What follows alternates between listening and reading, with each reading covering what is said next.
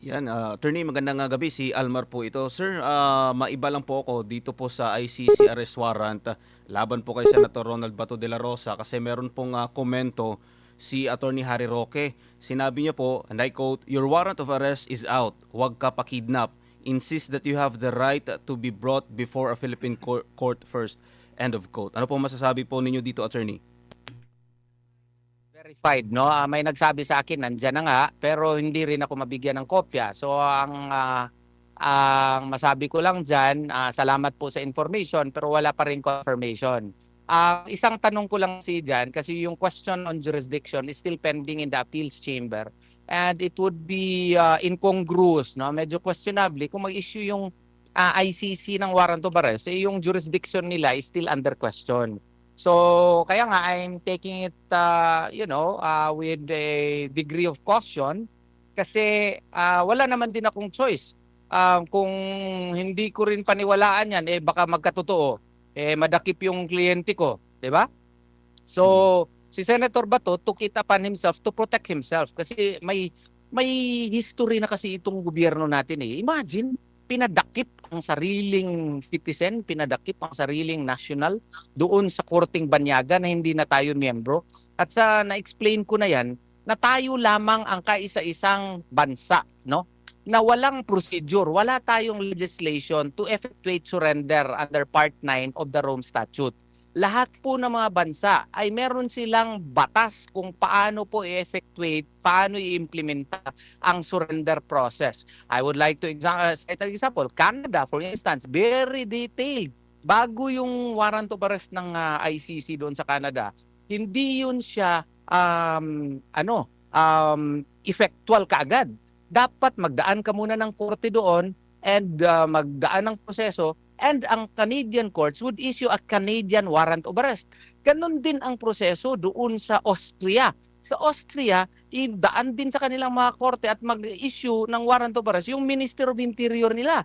Ganon din sa Germany. Lahat po dadaan ng mga proseso sa korte bago magkaroon ng German warrant of arrest. Wala pong ICC warrant of arrest doon na effective kaagad. Hindi sila self-effective. Kailangan pa sila i-transform into a local warrant of arrest. And this is also applicable to 50 other states. Kaya nga, overwhelming state practice po na ang cooperation mechanism ay isa sa batas muna, hindi po siya directly effective kaagad. Tayo lamang ang napaka-unique na country na maski wala tayong batas, sinurrender natin si Tatay Digong. Kaya nga sa pilit kong sinasabi palagi, maski anong English yung gamitin, whether under Article 59 or under Article 89 of the Rome Statute, or whether you will apply Article 8 of the Universal Declaration of Human Rights or under Article 8 and 9 of the International Covenant on Civil and Political Rights, bawal po na hindi dumaan sa court process ang ICC warrant of arrest. Kaya nga po, ginagawa natin dito ngayon, nag-iingay talaga tayo kasi kailangan natin protektahan ng isang Pilipino, ang ating mahal na Senador De La Rosa. Attorney, tama po ba na manggagaling sa ombudsman yung anunsyo na meron ng warrant of arrest ang senador? Hindi po talaga tama yun kasi if you will read Article 11 of the 1987 Constitution, wala yun sa mga duties and responsibilities ng ombudsman. And besides, if you will read Article 87, paragraph 3 of the Rome Statute, yung mga processes po na ganyan, confidential yan. Hindi ko maintindihan bakit nagiging parang ICC spokesperson na si ombudsman, with due respect to him, Ombudsman Remulla. Kasi supposedly confidential yan. Kaya tuloy, nakapag-isip tayo, baka ginawa yun kaya para matakot si Senator Bato, at natakot na nga. Siyempre, sino ba namang gustong kidnapin at ilagay doon sa banyagang korte? Para yung boto ni Inday Sara sa darating na impeachment complaint na ipafile yung February, liliit na. Yun tuloy ang iniisip namin. I do hope they will forgive us na baka ginawa ito kaya para magliit yung suporta ni Inday Sara sa Senado. Baka isusunod dyan si Senator Bongo na naman. Si Senator Bongo wala ding choice to protect himself. Walang klarong batas dito to govern surrender. Baka mapilitan ding magtago. Hindi naman fair yan. That is uncalled for. And yung mga taong they will really be judged harshly in history. Mm. Attorney, nabanggit po si VP Sara. Meron kasing komento si former Senator Antonio Trillanes na kahit daw maging presidente pa si Vice President Sara Duterte ay hindi niya mapoproteksyonan si Senator De La Rosa dahil daw international commitment na natin 'yan, attorney. Pataka lang na siya sulti, with due respect to him, no, taka lang yun. Doesn't he know that even the ICC Judge Prost, no, told us, or wrote an article, no, that the surrender aspect under Article 89 of the Rome Statute is a vertical relationship between the ICC and the member states. And this is opposed to the horizontal relationship in extradition, which is a state-to-state. Equal kaya nga horizontal, vertical, doon sa ICC to the member state. Now, if we are no longer a member state, then the only basis by which there is a vertical relationship is through consent. And that consent is exemplified via treaty. Hindi na tayo member ng Rome Statute Hindi na tayo member doon. So yung vertical relationship absent na. So wala na tayong legal obligation to surrender. Magbasa-basa naman siya para kung may time siya, para malaman niya. Eto nga, I already cited. More than 50 states have already transformed ICC cooperation mechanisms into local statutes. And as a matter of fact, Germany and France amended their constitution in order to, to absorb the surrender procedure of the ICC under Article 89. Tayo lamang ang walang ginawa.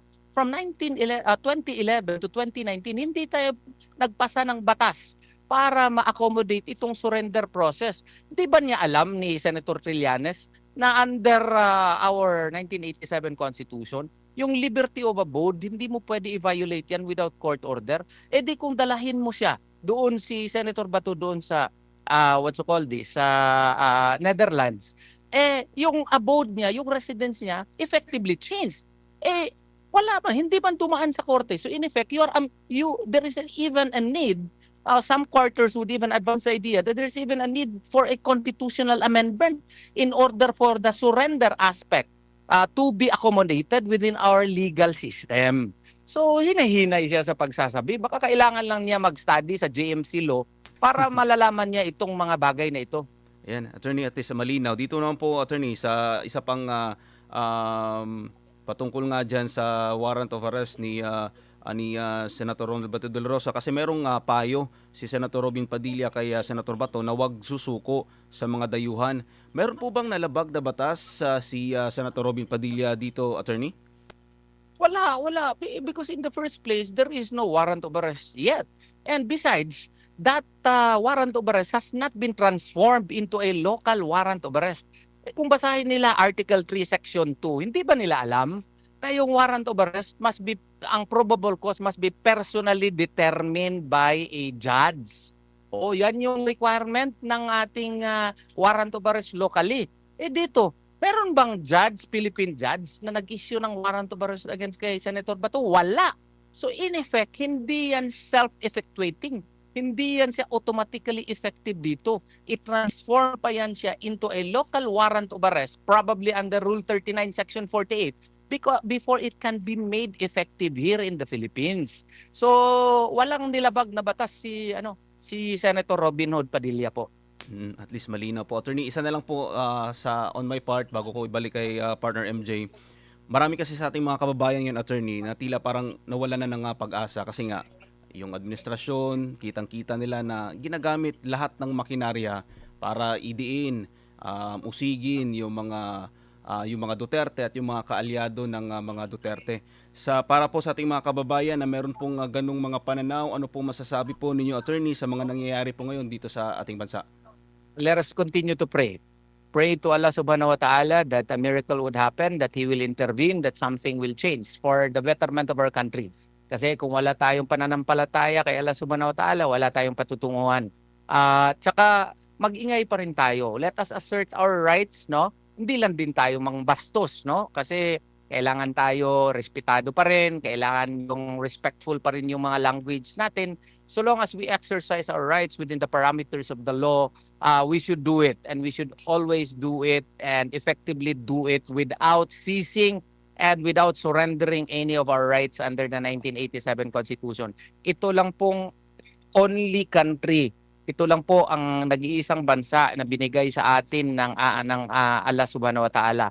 Ipaglaban natin ito. Kung wala na tayong gagawin, tayo rin ang magsisisi. Tayo rin ang mag-sacrifice. So kailangan let us continue to exercise our rights, no?